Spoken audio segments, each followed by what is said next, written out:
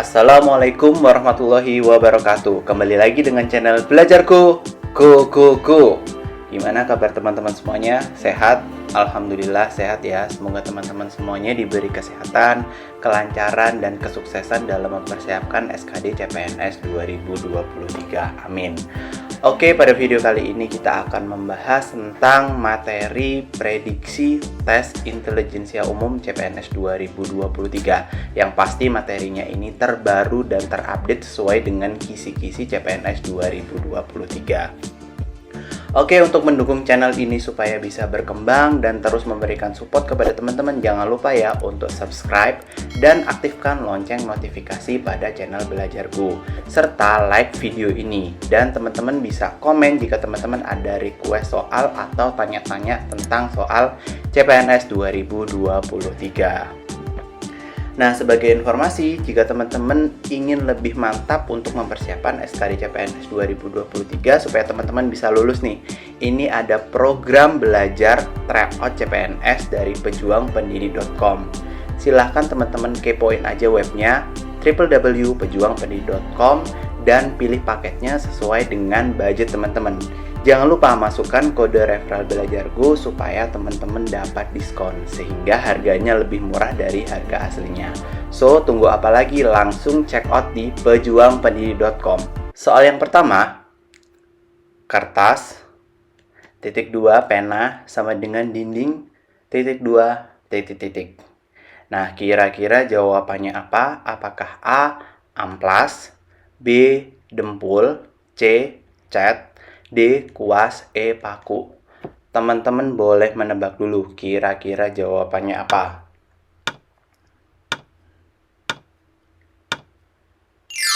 Oke, sudah ditebak ya. Mari kita bahas. Nah, di sini kan ada kertas, titik 2 pena. Nah, pena ini adalah alat untuk menggambar di kertas. Jadi pena ini toolsnya, kertasnya ini medianya. Nah, ketika disamakan dengan dinding, nah dinding ini media ya. Nah, maka jawaban yang paling tepat adalah kuas ya teman-teman. Nah, kuas ini tools untuk menggambar di dinding. Jadi di soal ini jawabannya adalah yang D. Nah, bagaimana menurut pendapat teman-teman? Boleh ditulis di kolom komentar. Lanjut soal nomor 2. Balon titik 2 udara sama dengan titik 2 titik. Kira-kira jawabannya apa? Apakah A. semen tembok, B. minyak wajan, C. bantal kapuk, D. rumah tanah, E. mobil mesin. Teman-teman boleh menebak dulu, silahkan ditulis di kolom komentar.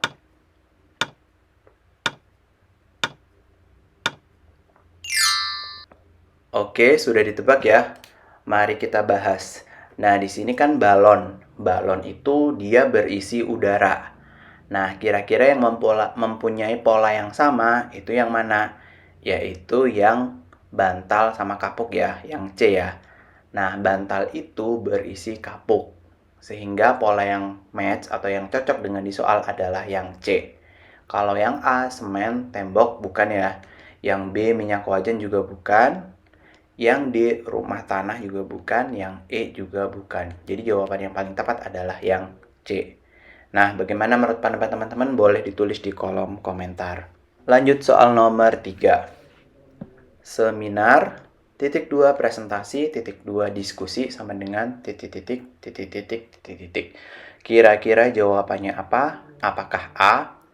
resepsi, kondangan, pengantin, arisan, undian, makan-makan, upacara, penghormatan, pengibaran bendera, lomba, pengumuman, hadiah, sambutan, doa, ceramah. Teman-teman boleh menebak dulu kira-kira jawabannya apa.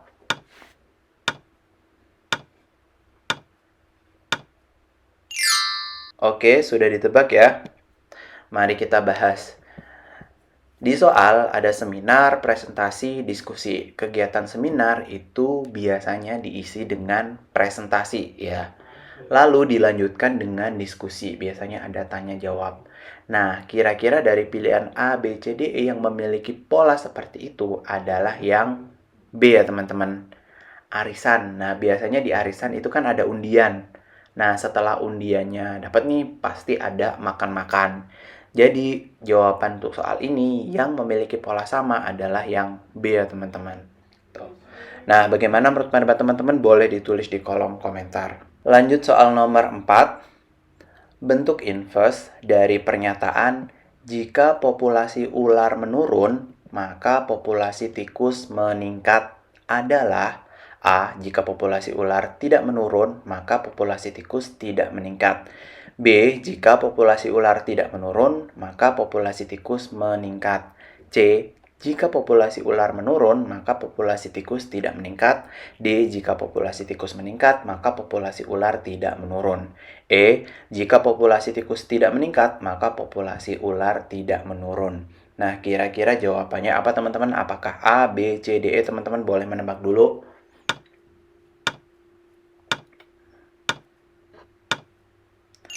Oke, sudah ditebak ya. Mari kita bahas. Nah, di soal ini kan ada dua kata ya. Jadi yang pertama itu jika populasi ular menurun, itu yang pertama kita misalkan A. Kemudian populasi tikus meningkat itu kita misalkan B.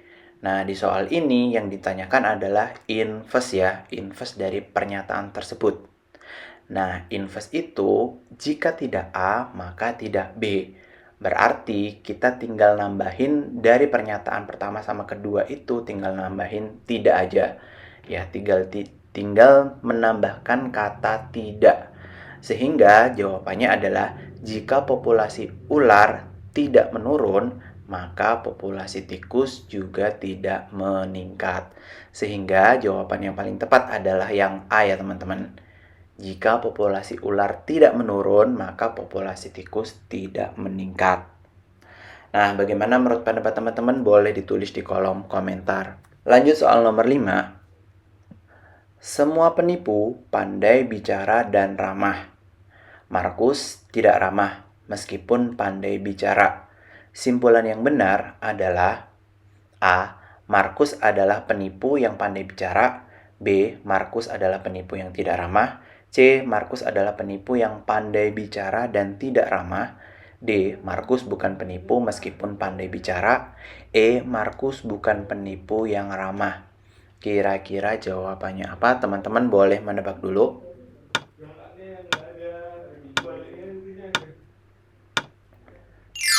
Oke, sudah ditebak ya. Mari kita bahas. Nah, di sini kan ada kata penipu ya, di mana penipu ini memiliki dua syarat. Syarat yang pertama, semua penipu itu pandai bicara. Dan syarat kedua itu dia ramah. Nah, kemudian kita dikasih pernyataan, Markus ini tidak ramah. Maka dia tidak memenuhi syarat dari penipu. Sehingga Markus ini bukan penipu ya. Meskipun dia pandai bicara. Jadi jawabannya yang tepat adalah yang D. Markus bukan penipu meskipun pandai bicara. Nah, bagaimana menurut pendapat teman-teman? Boleh ditulis di kolom komentar. Lanjut soal nomor 6. Jika harga kedelai naik atau produksi tempe sedikit, maka harga tempe mahal. Saat ini produksi tempe sedikit, meskipun harga kedelai terjangkau. Simpulan yang benar adalah A. Harga tempe mahal karena harga kedelai naik. B. Harga tempe murah karena harga kedelai terjangkau. C. Harga tempe murah meskipun produksi tempe sedikit. D. Harga tempe mahal apabila produksi tempe sedikit. E. Harga tempe mahal padahal harga kedelai terjangkau. Kira-kira jawabannya apa? Teman-teman boleh menebak dulu.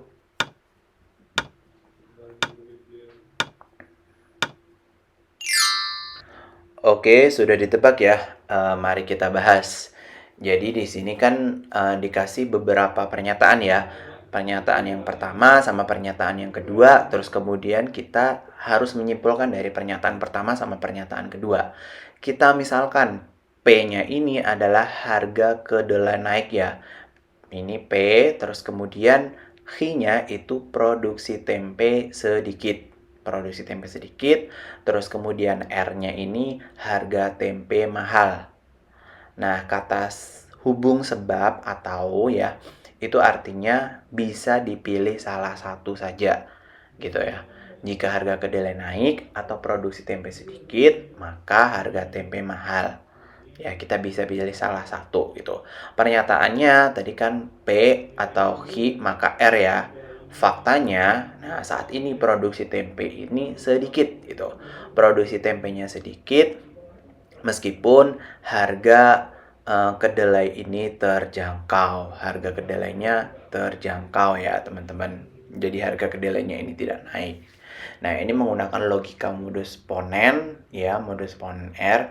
Jadi kesimpulannya harga tempe itu mahal. Ya, harga tempe itu mahal. Jadi jawaban yang paling tepat adalah yang E. Harga tempe mahal padahal harga kedelai terjangkau. Nah, gimana menurut pendapat teman-teman? Boleh ditulis di kolom komentar. Lanjut soal nomor 7. Seorang karyawan bekerja 6 hari selain hari Minggu. Jadi bisa Senin, Selasa, Rabu, Kamis, Jumat, Sabtu ya. Karena hari Minggunya dia tidak bekerja. Terdapat 3 warna seragam dinas, yakni putih, kuning, dan hijau. Jadi dia pakai seragamnya hanya 3 warna, putih, kuning, dan hijau. Setiap seragam dikenakan tepat selama 2 hari. Jadi masing-masing seragamnya itu digunakannya 2 hari. Putih-putih, kuning-kuning, hijau-hijau gitu ya. Tapi belum tentu dia bersamaan. Bisa jadi selang-seling. Seragam hijau tepat dikenakan setelah seragam putih. Jadi ketika hari pertama dia pakai seragam hijau, ya berarti hari keduanya atau hari sebelumnya dia menggunakan seragam putih.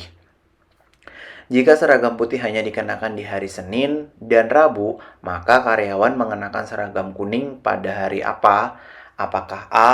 Kamis dan Selasa, B. Kamis dan Jumat, C. Jumat dan Sabtu, D. Rabu dan Kamis, E. Selasa dan Jumat. Kira-kira jawabannya apa? Teman-teman boleh menebak dulu.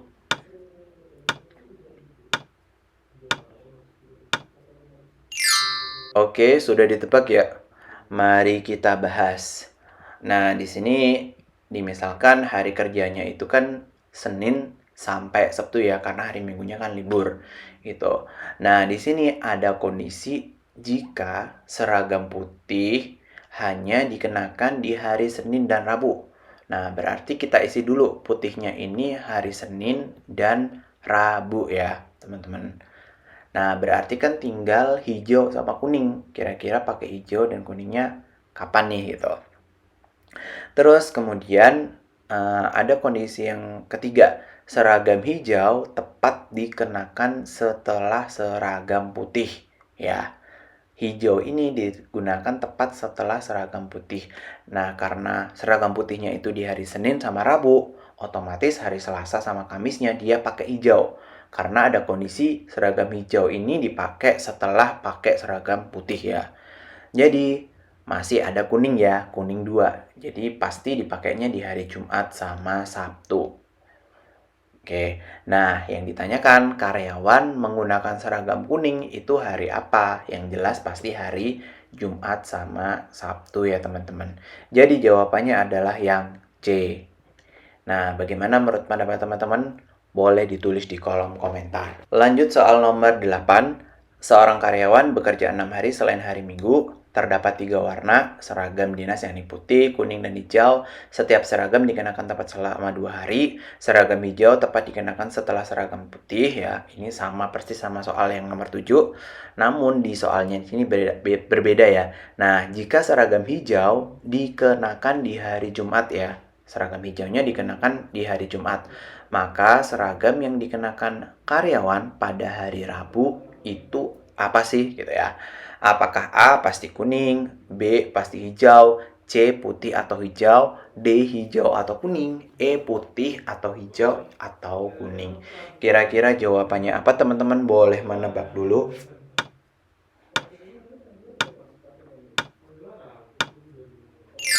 Oke, sudah ditebak ya. Mari kita bahas.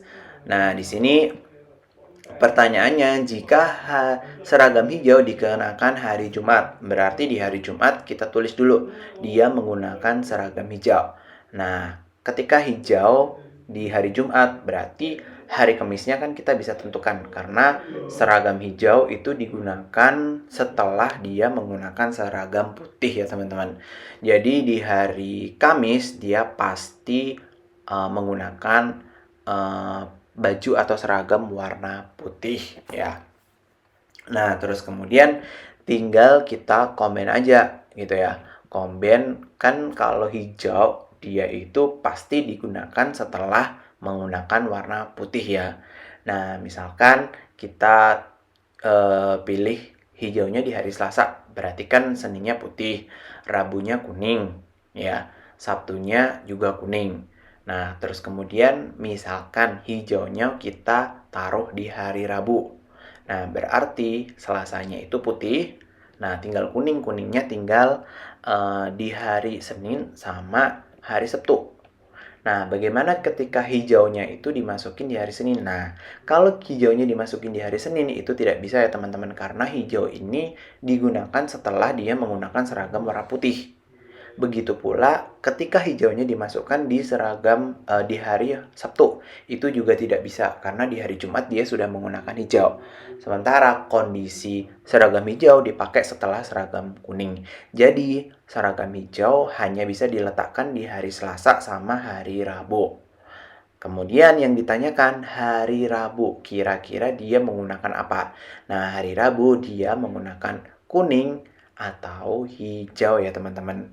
Jadi jawabannya adalah yang yang D ya teman-teman. Hijau atau kuning ya. Nah, bagaimana menurut pendapat teman-teman? Boleh ditulis di kolom komentar. Lanjut soal nomor 9. Suatu meja bundar dikelilingi 4 kursi. Andi, Budi, Caca, dan Dina menempati kursi tersebut. Jika Andi dan Caca tidak mau bersebelahan, maka yang duduk di sebelah Dina adalah A. Andi dan Caca, B. Andi dan Budi, C. Budi dan Caca, D. Andi, E. Caca. Kira-kira jawabannya apa teman-teman? Boleh menebak dulu.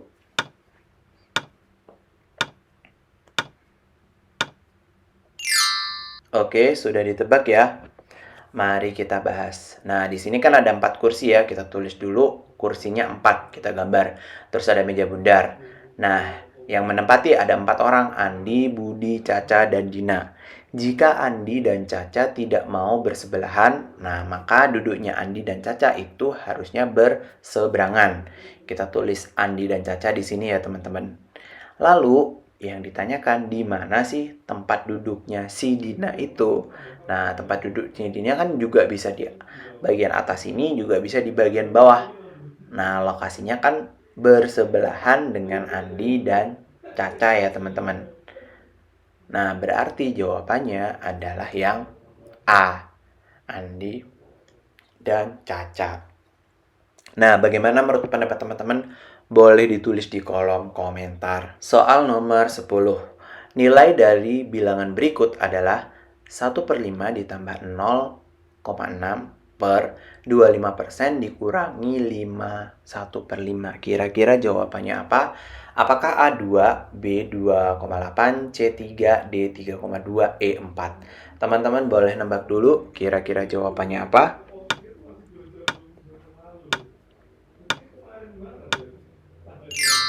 Oke, sudah ditebak ya. Mari kita bahas. Jadi kita tulis ulang dulu soalnya. Jadi ada 1/5 ditambah 0,6 per 25% dikurangi 1/5. Nah, di soal ini kan bentuknya masih bermacam-macam ya. Ada dalam bentuk persentase, ada dalam bentuk desimal, ada dalam bentuk pecahan. Nah, kita samaratakan semuanya. Jadi misalkan kita ubah ke pecahan. Jadi di sini 1/5 ditambah 0,6 ketika dijadikan pecahan itu jadinya 6/10. Dibagi 25% ketika kita jadikan pecahan itu jadi 25/100. Tinggal dikurangi 1/5.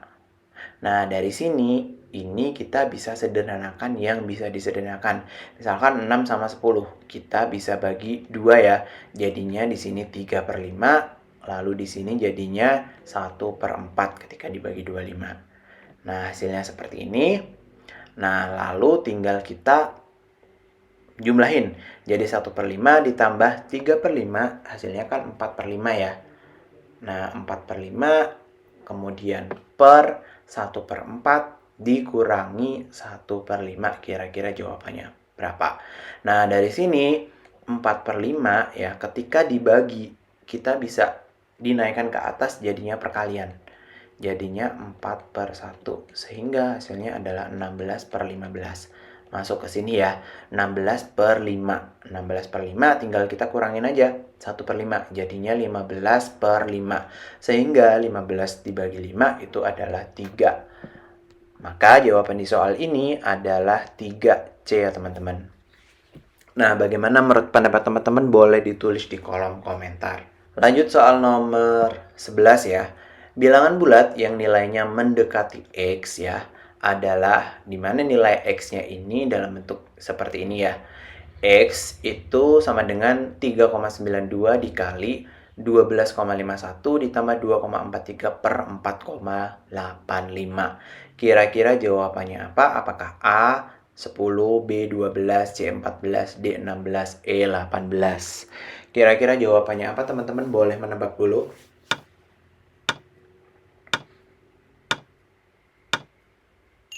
Oke, sudah ditebak ya teman-teman. Mari kita bahas. Nah, di sini kan soalnya nilainya yang mendekati ya. Mendekati berarti di sini kan soalnya dalam bentuk pecahan. Kita bulatkan aja supaya mendekati di soal. Karena di pilihan jawabannya kan bilangan bulat semuanya. Jadi 3,92 kita bulatkan menjadi 4. Karena dia kan lebih mendekati 4 ya. Lalu 12,51 kita bulatkan dia menjadi 13 ya teman-teman, bisa 13 karena dia kan udah 12,5 ke atas ya gitu. Nah, kemudian ditambah 2,43 kita bulatkan ke bawah jadinya 2, tinggal 2, lalu 4,85 kita bulatkan jadinya 5. Sehingga jadinya 4 dikali 15/5. Ya, kita coret 15 sama 5 ini jadi 3, jadi 4 kali 3 sama dengan 12. Sehingga di soal ini jawabannya adalah 12 yang B ya teman-teman. Nah, bagaimana menurut pendapat teman-teman boleh ditulis di kolom komentar. Lanjut soal berikutnya nomor 12. Di antara berikut ini yang nilainya paling kecil adalah A 1/2/3 dari 45%, B 1/34 dari 40%, C 1/4/5 dari 35%, D 1/56 dari 30%, E 1/6/7 dari 25%. Kira-kira jawabannya apa teman-teman? Boleh menebak dulu.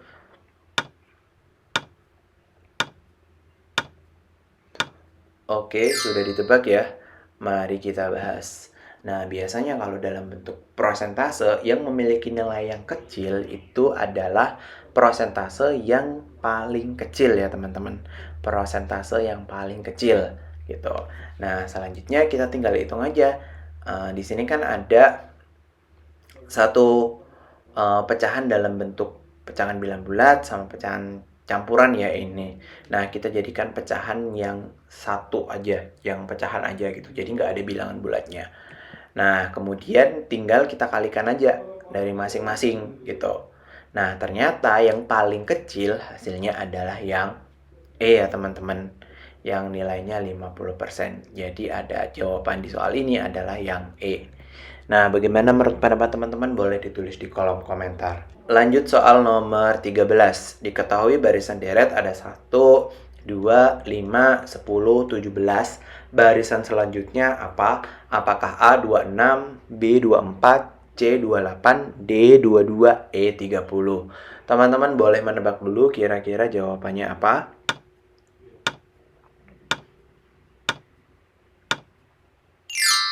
Oke, sudah ditebak ya. Mari kita bahas. Nah, di sini polanya dia adalah menggunakan pola barisan aritmatika bertingkat ya. Kalau misalkan kita cek dari masing-masing barisan selisihnya itu di sini ada +1, terus di sini ada +3, di sini ada +5, di sini ada +7. Nah, dari masing-masing selisih ini kita juga bisa cek lagi. Di sini ada +2. Kemudian di sini ada +2, di sini ada +2, Nah, baris selanjutnya juga harusnya plus 2. Jadinya 2 ditambah 7 adalah 9. Tinggal 17 ditambah 9. Jadinya 26. Sehingga di soal ini jawabannya adalah yang A ya teman-teman, 26. Nah, bagaimana menurut pendapat teman-teman? Boleh ditulis di kolom komentar. Lanjut soal nomor 14. Ada barisan 13, 26, 52, 104, 195. Kira-kira barisan selanjutnya berapa? Apakah A 36, 306, B 316, C 326, D 338, E 346. Teman-teman boleh menebak dulu.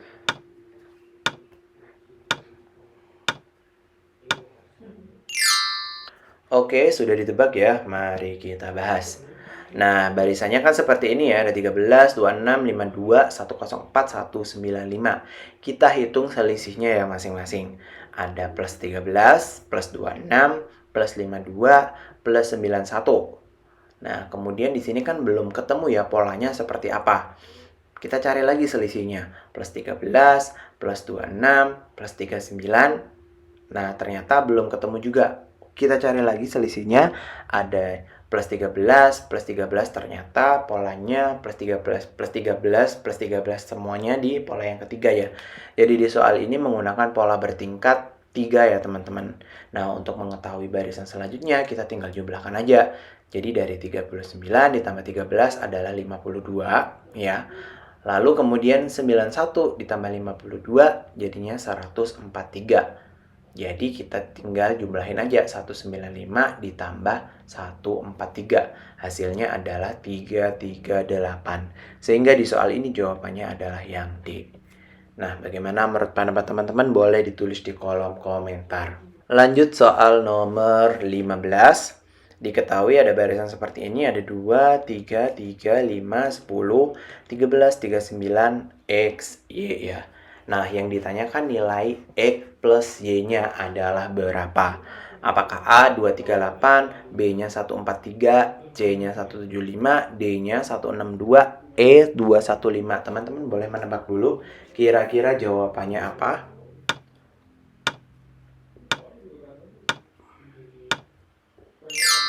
Oke, sudah ditebak ya. Mari kita bahas. Nah, di sini di soal ini dia menggunakan pola selisihnya itu adalah plus 1 ya, plus 1 dikali 1, plus 2 dikali 2, plus 3 dikali 3. Sehingga di X-nya ini adalah plus 4 dikali 4 ya. Jadi X-nya itu dia penjumlahan ditambah 4, jadinya 43. Terus kemudian Y-nya dia dikali 4 ya. Dikali 4 sehingga X-nya adalah 43, Y-nya adalah 172. Karena kita sudah ketemu ya nilai X dan Y-nya, tinggal kita jumlahkan aja. Nilai X plus Y adalah 43 ditambah 172. Sehingga jawabannya adalah 215. Jadi di soal ini jawabannya adalah yang E ya teman-teman. Nah, bagaimana menurut pendapat teman-teman? Boleh ditulis di kolom komentar. Lanjut soal nomor 16. Diketahui X adalah berat total A karung yang masing-masing beratnya adalah B. Y adalah berat total B karung yang masing-masing beratnya adalah A.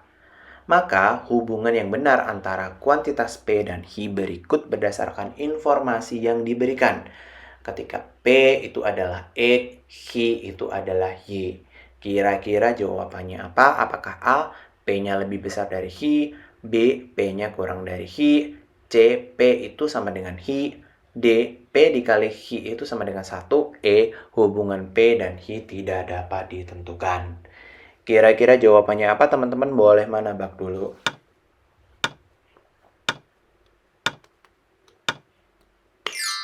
Oke, sudah ditebak ya. Mari kita bahas. Nah, di sini X itu adalah berat total A ya, A karung yang masing-masing dia itu beratnya B. Berarti untuk total berat X itu kita tinggal ngalikan aja. Jadi A dikali B sama dengan AB. Kemudian Y, ya, Y ini total B karung yang masing-masing beratnya adalah A. Jadi kita tinggal kalikan juga B dikali A atau sama dengan AB juga ya. Nah, karena nilai X sama Y itu sama, AB, maka nilai P itu sama dengan Hi ya teman-teman. Sehingga di soal ini jawabannya adalah yang C. Nah, bagaimana menurut pendapat teman-teman? Boleh ditulis di kolom komentar. Lanjut soal nomor 17. Segitiga A memiliki sudut X, 2X, sama 3X. Besar sudut salah satu persegi adalah 2X plus Y ya. Besar salah satu sudut perseginya itu adalah 2X plus Y. Manakah hubungan yang benar antara kuantitas P dan Hi? Berikut berdasarkan informasi yang diberikan. P itu sama dengan X, Hi itu sama dengan Y.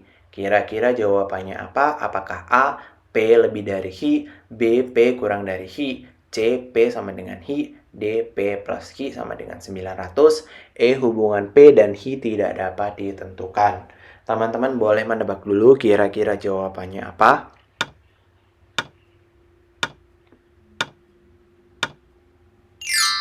Oke, sudah ditebak ya. Mari kita bahas. Nah, di sini kan jumlah sudut-sudutnya itu kan ada X, 2X, plus 3X ya.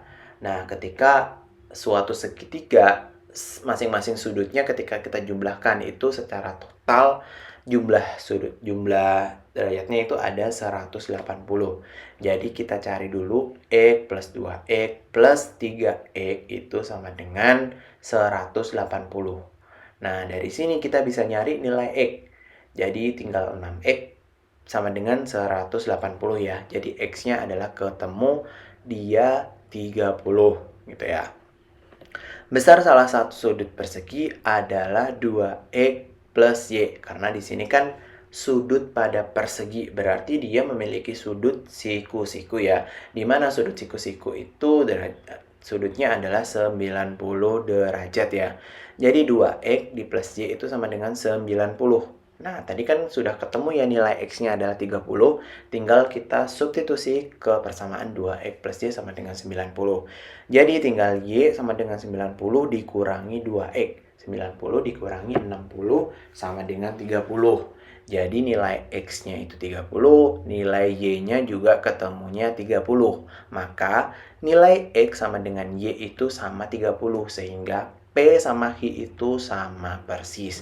Jadi di soal ini jawabannya adalah yang C ya teman-teman, P sama dengan Hi. Nah, bagaimana menurut pendapat teman-teman? Boleh ditulis di kolom komentar. Lanjut soal nomor 18. Diketahui 7% dari bilangan X adalah 17. Bilangan Y adalah 28% dari setengah X. Manakah hubungan yang benar antara kuantitas P dan Hi? Berikut berdasarkan informasi yang diberikan. P-nya adalah Y, Hi-nya adalah 3 lusin.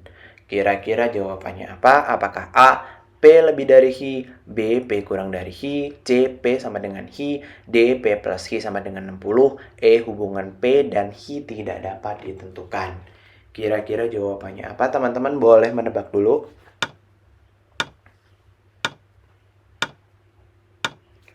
Oke, sudah ditebak ya teman-teman. Mari kita bahas. Jadi di soal itu kan diketahui yang pertama dulu nih, ada 7% dari bilangan X sama dengan 17. Nah, dari sini kita bisa menentukan nilai X-nya berapa. Kita tulis dulu 7% dikali X sama dengan 17. Nah, berarti kan 7 per 100 X sama dengan 17 ya teman-teman. Maka nilai X-nya itu tinggal kita balik aja. Jadi 1700 dibagi 7. Nah, ini ketemu nilai X-nya ya teman-teman. Nah, kemudian ada pernyataan yang kedua, bilangan Y ini adalah 28% dari setengah X. Jadi 28% dikali 1 per 2X. X-nya tadi udah ketemu, kita substitusikan langsung.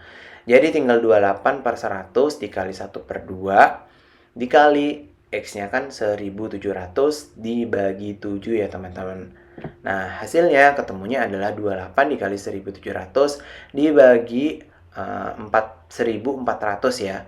Nah, ini kita coret yang bisa dicoret. Nah, ini kan 100 sama 100, 02 sama di atas sama di bawah kita bisa coret.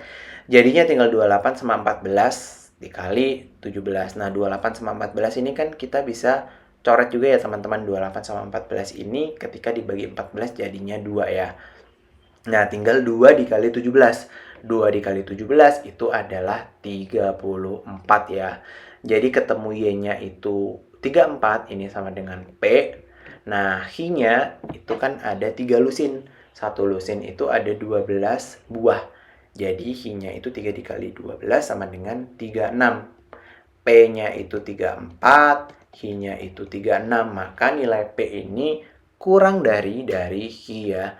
Sehingga jawabannya adalah yang B ya teman-teman. P kurang dari Hi. Nah, bagaimana menurut pendapat teman-teman? Boleh ditulis di kolom komentar. Lanjut soal nomor 19.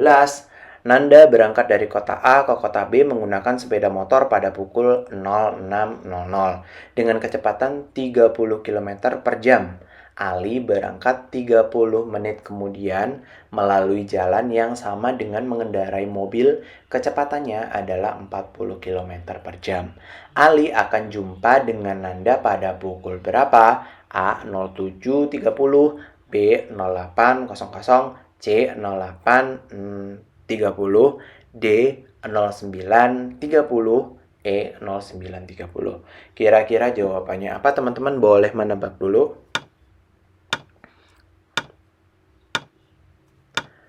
Oke, sudah ditebak ya teman-teman. Mari kita bahas. Misalkan waktu tempuh Nanda hingga berjumpa Ali itu adalah X. Jadi kita misalkan X-nya itu waktu tempuhnya ya. Nah, jarak tempuhnya Nanda itu kan berarti kecepatannya Nanda dikali dengan waktu tempuhnya ya, X-nya. Jadi tinggal masukkan kecepatannya Nanda tadi kan 30 dikali waktunya itu X sama dengan 30X ya. Terus kemudian waktu tempuh Ali 30 menit lebih lambat ya, lebih lambat. Berarti X dikurangi 1/2. 1/2 ini didapatnya dari 30 per 60 ya teman-teman. Karena kan 30 menit itu sama dengan setengah jam ya. Jadi X dikurangi 1/2. Kita tinggal masukkan persamaannya. Jadi jarak tempuh Ali sama dengan kecepatan Ali dikali waktu tempuh Ali. Jadi sama dengan 40 dikali X dikurangi 1/2. Sama dengan 40X ya, dikurangi 20. Karena kan di sini kita dalam kurung ya, jadi 40 dikali X jadinya 40X, 40 dikali setengah itu jadinya 20. Nah, karena si Nanda dan Ali ini akan berjumpa tepat di tengah-tengah ya. Jadi, kita asumsikan jaraknya ini adalah sama ya. Jarak Nanda dan jarak Ali ini sama. Jadi, kita misalkan 30X sama dengan 40X min 20. Ya, sehingga kita bisa sisihkan yang punya variabel X jadi 1, yang tidak punya dijadikan 1. Sehingga tinggal 40X dikurangi 30 sama dengan 20. Sehingga adalah 10X sama dengan 20X-nya ketemunya adalah 2. Jadi waktunya itu 2 jam. Mereka bisa ketemu bareng-bareng di tengah-tengah ya. Jadi ketika waktunya 2 jam karena berangkatnya kan pada pukul 06 ya teman-teman. Berangkatnya pada pukul 06 sehingga ditambah 2 jam maka pukul 8. Jadi jawaban di soal ini adalah yang B. Nah, bagaimana menurut pendapat teman-teman? Boleh ditulis di kolom komentar. Lanjut soal nomor 20. Kandungan kalsium bahan A adalah 10% dan kandungan pada bahan B adalah 20%. Jika bahan C adalah campuran dari bahan A dan B dengan kandungan kalsium 18%, maka perbandingan banyak bahan A dan bahan B pada campuran adalah, kira-kira jawabannya apa? Apakah A 1/4, B 3/4, C 1/3, D 2/3, E 1/5? Teman-teman boleh menebak dulu kira-kira jawabannya apa?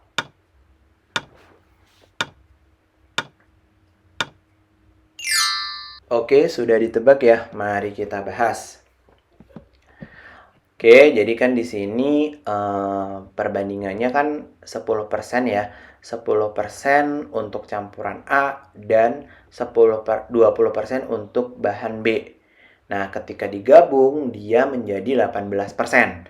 18%. Jadi kita tinggal tulis aja, awalnya kan dari sini ya, 10% A ditambah 20% B ya. Nah, kemudian sama dengan 18% ini ketika digabung A plus B ya teman-teman. Nah, ketika kita uraikan jadinya seperti ini. Jadi 10/100X sama dengan 20/100Y sama dengan 18 ini dalam tanda kurung. Nah, terus kalau kita uraikan jadinya itu seperti ini ya teman-teman. 18X per 100 sama 18Y per 100 gitu.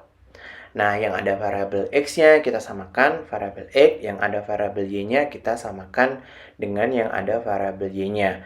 Jadi, hasilnya seperti ini, jadi tinggal 20Y per 100 dikurangi 18Y per 100 sama dengan 18X per 100 dikurangi 10X per 100. Nah, biar gampang cara ngitungnya, 100-nya kita coret di semua sisi ya, karena di sini kan sama semua 100-nya. Jadi tinggal 20 dikurangi 8Y, hasilnya adalah 2Y, 18X dikurangi 10X jadinya 8X ya. Nah, lalu bisa kita uraikan jadi X per Y-nya adalah tinggal dikalikan, ditaruh di sisi silangnya ya. Jadi tinggal 2/8 atau bisa disederhanakan lagi jadinya 1/4. Jadi perbandingannya untuk bahan A sama B ketika kandungan kalsiumnya 18% itu ada 1:4. Jadi jawaban di soal ini adalah yang A ya teman-teman. Nah, bagaimana menurut pendapat teman-teman boleh ditulis di kolom komentar. Oke, soal selanjutnya. Nah, soal ini latihan buat teman-teman ya, untuk teman-teman bisa mengasah nih untuk kemampuan berhitungnya supaya teman-teman lebih siap untuk menghadapi SKD CPNS di 2023. Langsung teman-teman jawab aja kira-kira jawabannya apa sih? Apakah A, B, C, D, E, dan teman-teman bisa tulis jawaban teman-teman di kolom komentar. Nanti saya akan balas komentar dari teman-teman apakah jawabannya sudah sesuai atau belum. Oke, mengingatkan lagi buat teman-teman yang belum ada persiapan nih buat SKD CPNS 2023. Padahal SKD CPNS 2023-nya akan dilaksanakan sebentar lagi. Nah, mumpung masih ada waktu nih buat mempersiapkan supaya teman-teman bisa lulus nih ya. Jangan lupa langsung aja cek di www.pejuangpendidik.com. Nah, di situ banyak banget paketnya. Di mana paketnya itu bervariasi ya. Ada yang harganya 100.000, ada yang harganya 200.000, bahkan ada yang harganya 300.000. Nah, teman-teman bisa menyesuaikan dengan budget teman-teman. Misalkan, wah saya cuma punya 100.000 nih. Ya udah pilih paket yang 100.000 aja.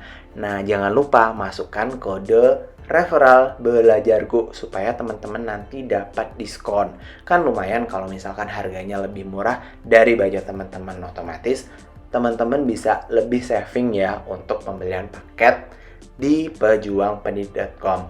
So, tunggu apa lagi, mumpung masih ada waktu nih buat belajar, langsung aja kepoin pejuangpendidik.com. Oke, sekian untuk video kali ini. Terima kasih buat teman-teman yang sudah menonton video dari awal sampai akhir. Jika dirasa video ini bermanfaat buat teman-teman, boleh banget teman-teman share kepada teman-teman yang membutuhkan. Karena video ini dibuat untuk memberikan support teman-teman dalam mempersiapkan SKD CPNS 2023. Nah, bagi teman-teman yang ingin request soal atau request materi atau misalkan mau bertanya, boleh banget tulis di kolom komentar request teman-teman, nanti pasti akan saya balas. Oke, sekian untuk video kali ini. Sampai jumpa di video selanjutnya. Belajarku, go go go!